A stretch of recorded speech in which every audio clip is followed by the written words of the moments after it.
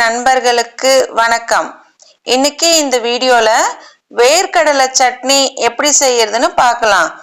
இது செய்யறதுக்கு தேவையான பொருட்கள், இன்னைக்கு நான் 100 கிராம் வேர்க்கடலைய 7 மணி நேரம் ஊற வச்சு நல்லா வேக வச்சு எடுத்து வச்சிருக்கேன். கூடவே ஒரு கைப்பிடி அளவுக்கு தேங்காய் துருவி எடுத்திருக்கேன். 2 காஞ்ச மிளகாய், 2 டீஸ்பூன் கொத்தமல்லி, கடலைப்பருப்பு 2 டீஸ்பூன், புளி கொஞ்சமா எடுத்துக்கோங்க, பெருங்காயம் ஒரு சின்ன கட்டி பெருங்காயம் தான் நல்ல வாசனையா இருக்கும், இந்த சைஸ் எடுத்துக்கோங்க.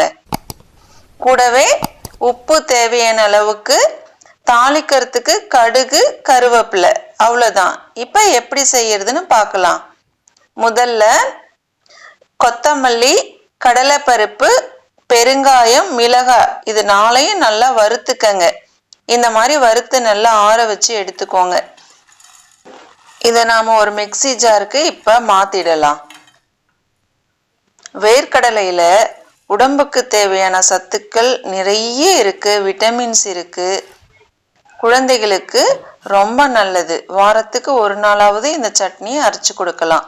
கூடவே நாம வேக வச்சு எடுத்து வச்சிருக்க வேர்க்கடலையும் இதுல சேர்த்துக்கலாம். நாம துருவி வச்சிருக்க தேங்காயவும் இது கூடவே சேர்த்துக்கலாம்.